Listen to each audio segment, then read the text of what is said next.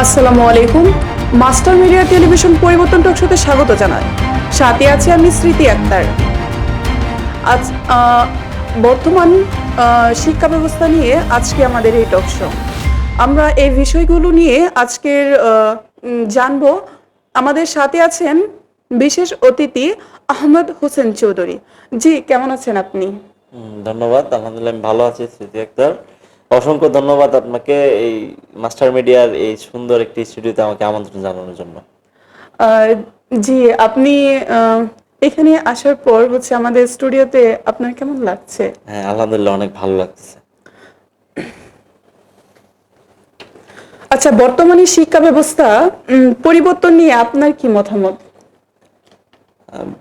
বর্তমান শিক্ষা ব্যবস্থার পরিবর্তন, আহ, দেখেন আসলে আমরা বর্তমান যে যুগে বসবাস করতেছি এটা তথ্য এবং প্রযুক্তির যুগ।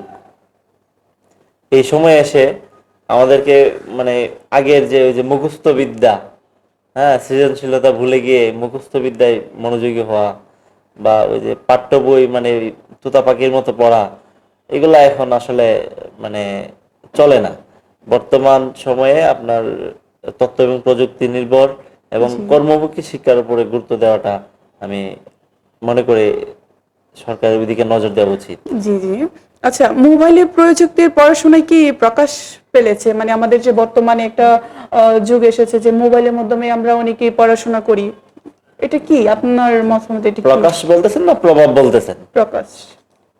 মোবাইল মোবাইলে আমরা তো অনেকে এখন হচ্ছে বই পড়ি না, মোবাইলের মধ্যে পড়ি। শর্টকাট বই নিতে আমাদের হচ্ছে এখন বর্তমানে যে একটা স্মার্ট বাংলাদেশ, দেখা যাচ্ছে যে আমরা বই না নিয়ে মোবাইলে পড়ি। এটা আপনার মতামত কি? বই না নিয়ে মোবাইলে পড়া এটা আসলে ওই রকম শিক্ষা ব্যবস্থা এখন আমাদের দেশে চালু হয় নাই। মাঝে মাঝে হয়তো আমাদের কিছু কিছু ক্লাস আছে যে অনেকেই তো ইন্টারনেট আমরা দেখি যে বই পড়ি না, আমরা হচ্ছে মোবাইলে পড়ি। মোবাইলে পড়াশোনা কি আদৌ হয়? হয়তো আমরা তো না, দেখি। না, ইন্টারনেট সংযোগ থাকলে হয় কি, যদি আপনার প্রযুক্তি নির্ভর একটা আপনার দেশে অন্যান্য যে উন্নত কান্ট্রিগুলো আছে সেগুলো দেখা যাচ্ছে যে আপনার মানে টোটাল যে আপনার একটা ক্লাসরুমে আপনার প্রযুক্তির যত ধরনের সরঞ্জাম প্রয়োজন সবগুলোই থাকে, বিদ্যমান থাকে। আপনার ল্যাপটপ বলেন, কম্পিউটার বলেন, তো ওই মানে আপনার দেখা যাচ্ছে যে আপনার শিক্ষকও থাকে। ঠিক আছে, আমাদের দেশে ওই রকম এখনই হয় নাই। তো ওইদিকে আসলে মানে আমাদের সরকারকে এবং আমাদের যে শিক্ষামন্ত্রী আনিসুল হক মিলন সাহেবকে ওইদিকে মনোযোগ দেওয়া প্রয়োজন আমি মনে করতেছি।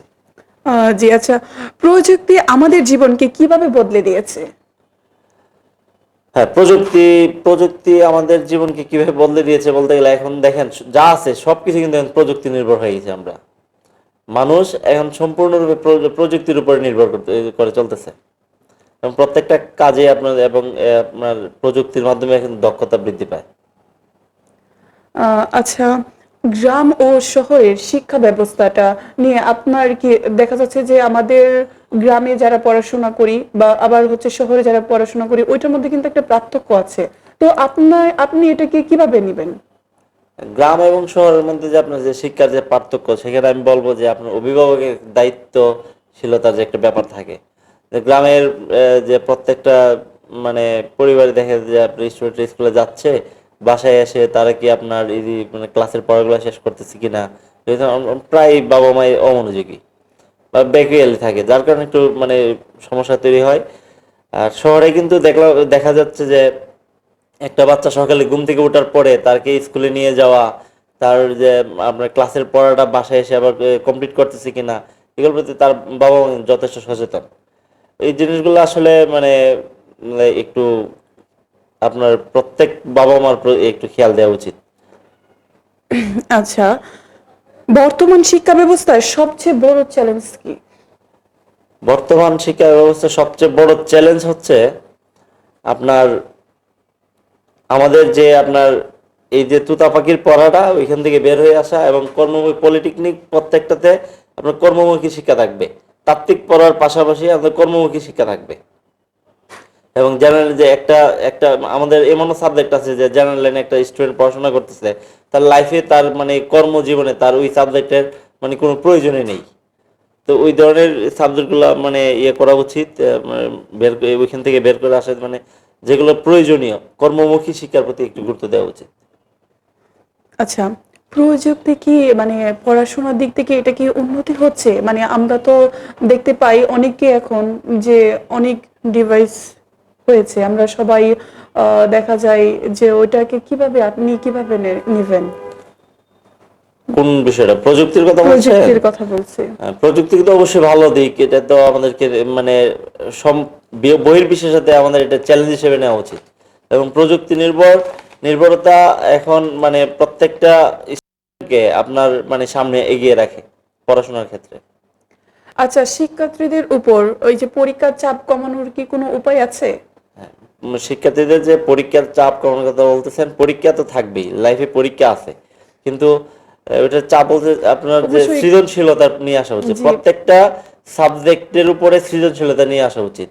মানে আপনার প্রত্যেকটা বিষয়ে তাদের মানে সুন্দর জ্ঞান নখদর্পণে থাকা উচিত প্রত্যেকটা স্টুডেন্টের। ওইভাবে আমাদের শিক্ষক এবং আমাদের যে অভিভাবকের দায়িত্ব ওইটা সুন্দরভাবে পালন করতে হবে। শিক্ষক মানে আপনার ট্রেনিং প্রাপ্ত শিক্ষক যারা আমাদের প্রত্যেক জায়গায় যে সমস্যাটা আমরা ফেস করি, বর্তমান যে শিক্ষা ব্যবস্থা, আগের যে শিক্ষক তাদের যে এই শিক্ষা ব্যবস্থার সাথে তাদের যে জ্ঞানের একটা গ্যাপ থাকে, ওইটার কারণে সমস্যা হয়।